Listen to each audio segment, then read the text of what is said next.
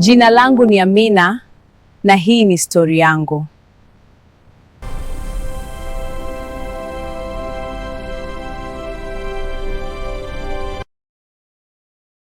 Siku ya kwanza baada ya talaka ndiyo siku ambayo Amina alielewa maana ya ukimya. Nyumbani kwa wazazi wake hapakuwa na kelele. Hakuna aliyemlaumu, hakuna aliyemuuliza maswali mengi. Lakini macho ya watu yalikuwa yanauliza kila kitu. Amina alikaa chumbani kwake, kitanda kile kile alicholala kabla hajaolewa. Lakini sasa hakuwa yule yule. Alikuwa mwanamke aliyerudi nyumbani akiwa na jina jipya, aliyeachwa. Siku zilianza kupita taratibu. Asubuhi aliamka, alifanya kazi za nyumbani, alijaribu kuwa kawaida. Lakini kila alipokaa peke yake, mawazo yalimjia kama mawimbi ya bahari. Alijiuliza mara nyingi, nilipungukiwa nini? Sikutosha wapi? Au niliolewa tu bila kupendwa? Maswali hayo hayakuwa na majibu, na majibu yasiyopatikana huumiza zaidi. Majirani walianza kunong'ona, yule si aliolewa juzi tu? Mbona amerudi? Labda kuna tabia. Maneno yalikuwa ya chini, lakini yalifika masikioni. Amina alijifunza kitu kipya. Talaka si tu kuvunjika kwa ndoa, ni vita ya heshima mbele ya jamii. Mama yake alimuita siku moja jioni.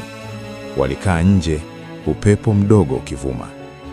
Mwanangu, usijilaumu kupita kiasi. Amina aliinamisha kichwa. Lakini mama, ndoa inavunjikaje bila sababu? Mama yake alivuta pumzi ndefu. Wakati mwingine, sababu huwa si zako. Maneno hayo yalikuwa ya faraja, lakini hayakuondoa maumivu. Miezi miwili ilipita. Amina alianza kutafuta kazi ndogo ndogo. Alikataa kukaa tu akiumia. Alianza kushona nguo kwa majirani. Alianza kusaidia watoto wa jirani kusoma jioni. Kidogo kidogo, alianza kujijenga tena. Lakini bado kulikuwa na kitu kilikuwa hakijatulia ndani yake. Usiku mmoja akiwa peke yake, aliangalia pete yake ya ndoa iliyokuwa bado ameihifadhi kwenye kabati. Aliishika mkononi, akaiangalia kwa muda. Kisha akaiweka chini pole pole. Si kila kitu kilichong'aa kilikuwa cha dhahabu, alijiambia kimya kimya. Wakati huo huo, mbali kidogo na mji huo, kulikuwa na mtu hakujua kabisa kuwa jina la Amina lilikuwa linakaribia kuingia kwenye maisha yake. Jina lake lilikuwa Rashid. Rashid alikuwa amemaliza masomo yake Marekani. Alikuwa amerudi nchini baada ya miaka mingi ya kukaa nje. Alikuwa tofauti na kaka yake kwa kila kitu. Mpole, mwenye kusikiliza na mwenye kuamini kuwa ndoa ni urafiki kabla ya kitu kingine. Hakujua kuwa familia yake ilikuwa imepitia tukio la talaka. Hakujua jina la Amina bado lilikuwa halijasahaulika ndani ya nyumba ile. Siku moja, kwa bahati ambayo haikuwa kwa mpango, Amina alienda sokoni kuuza baadhi ya kazi zake za kushona. Alisimama karibu na banda moja akipanga nguo zake vizuri. Ndipo sauti ya kiume ilisikika nyuma yake. Samahani, hii umeishona mwenyewe? Amina aligeuka. Macho yao yakakutana kwa sekunde chache. Hakukuwa na radi, hakukuwa na muziki wa ajabu, lakini kulikuwa na kitu tulivu, kama upepo wa matumaini. Ndiyo, nimeishona mwenyewe, Amina alijibu kwa heshima. Rashid alitabasamu. Una kipaji kizuri. Ilikuwa ni sentensi rahisi, lakini kwa Amina ilikuwa ni mara ya kwanza kwa muda mrefu kusikia mtu akimuona kwa thamani. Mazungumzo yao hayakuchukua muda mrefu, lakini yalikuwa ya heshima, yenye stafa, yasiyo na haraka. Rashid alinunua moja ya nguo zile, kisha akaondoka. Lakini kabla hajaondoka, alisema kwa sauti ya upole, nitapita tena. Amina hakujua kwa nini maneno hayo yaligusa moyo wake. Hakujua kuwa safari mpya ilikuwa inaanza taratibu, bila yeye kutambua. Jioni ile, Amina aliketi kitandani. Hakuwaza tena maneno ya majirani. Hakuwaza tena macho ya watu. Alikumbuka tu tabasamu la mtu asiyejua historia yake. Na kwa mara ya kwanza baada ya muda mrefu, moyo wake hakuhisi mzigo mzito. Lakini hakujiruhusu kufurahi sana. kwa sababu alikuwa amejifunza, maumivu huja pale unapotarajia furaha. Na mbali kidogo, Rashid alikuwa akimwambia mama yake usiku ule ule, leo nimekutana na mwanamke mwenye heshima sana sokoni. Mama Zainab alisimama kwa sekunde. Hakusema kitu, lakini moyo wake ulidunde kwa kasi isiyo ya kawaida, kwa sababu alijua jina ambalo Rashid hakujalitaja bado lilikuwa jina ambalo nyumba ile ilishawahi kulisikia kabla. Na hapo ndipo hadithi ilikaanza kugeuka polepole. Bila mtu yoyote kujua, hatima ilikuwa inaanza kuandika ukurasa mpya.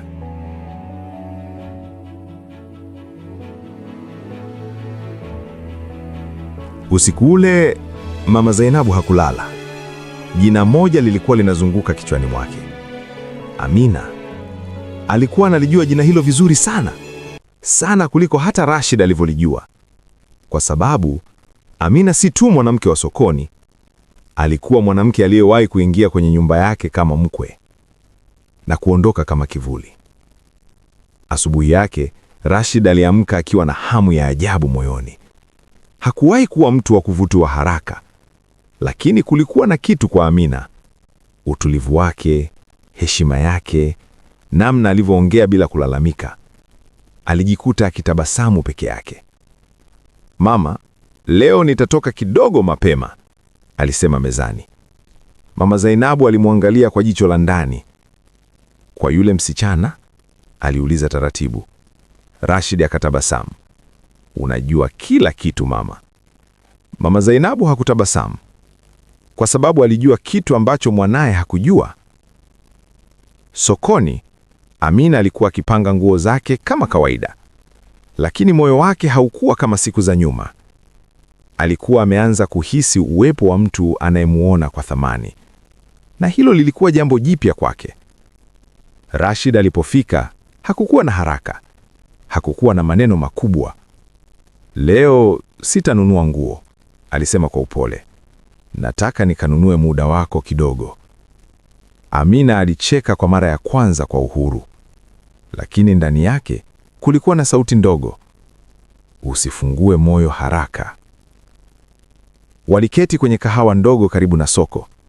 Mazungumzo yao yalikuwa mepesi, yasiyo na historia nzito. Rashid hakujua kuwa historia ile ilikuwa karibu sana naye.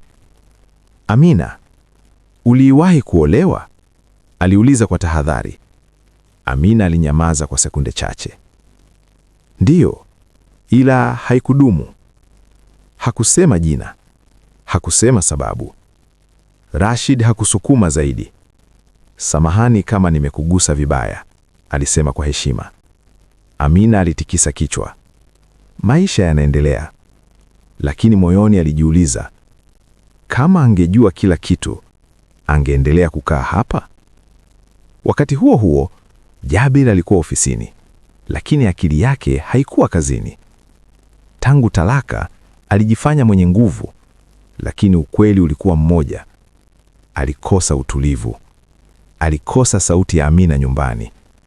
Alikosa namna alivyokuwa akimwangalia kwa heshima hata wakati wa mabishano. Lakini kiburi chake kilimshinda. Aliamini alikuwa sahihi. Aliamini talaka ilikuwa suluhisho. Lakini sasa kulikuwa na uvumi umeanza kumfikia. Umesikia Amina anaonekana na kijana fulani sokoni? Maneno yale yalimgonga vibaya. Hakujua ni nani huyo kijana. Hakujua kuwa ni damu yake mwenyewe. Jioni ile, Mama Zainabu alimuita Amina kwa siri. Ndiyo, alikuwa ameamua. Alitaka kujua ukweli kabla mambo hayajaenda mbali. Amina alipofika, moyo wake ulikuwa na wasiwasi. Hakuwahi kurudi kwenye nyumba ile tangu talaka. Alipokaa selevuni, kumbukumbu zilimiminika kama mvua. Mama Zainabu alimwangalia kwa macho ya mama. Mwanangu, najua hujaniona muda mrefu. Amina aliinamisha kichwa kwa heshima. Niliheshimu maamuzi yenu. Kimya kidogo kikapita. Halafu Mama Zainabu akasema kwa sauti nzito, Rashid anakujua? Amina alishtuka kidogo. Tunafahamiana tu. Anajua uliwahi kuolewa na Jabir? Hapo ndipo moyo wa Amina ulipodunda kwa nguvu. Hakujua Rashid ni nani kwake, hakujua uhusiano wao. Rashid ni nani? Aliuliza polepole. Mama Zainabu alimwangalia moja kwa moja. Ni mdogo wa Jabir. Kimya kubwa kikaanguka pale selevuni, kama radi isiyotoa sauti. Amina alihisi damu ikishuka usoni. Mambo yakaanza kuungana kichwani mwake. Ndiyo maana sura zilifanana kidogo. Ndiyo maana jina la familia lilionekana la kawaida. Alisimama polepole. Kwa hiyo nilikuwa na kunywa kahawa na ndugu wa ex wangu? Mama Zainabu hakujibu, kwa sababu jibu lilikuwa wazi. Wakati huo huo, Rashid alikuwa njiani kuelekea kwa Amina, akiwa na nia safi, bila kujua kuwa ukweli ulifika kabla yake. Na mbali kidogo, Jabir alisimama nje ya nyumba ya wazazi wa Amina, akiwa ameshika simu yake, akiwaza kama mpigie au aondoke. Hakujua safari aliyodhani imeisha ilikuwa inarudi kwa njia ambayo hakutarajia. Ama umeipenda hadithi hii, like and subscribe tuendelee mbele.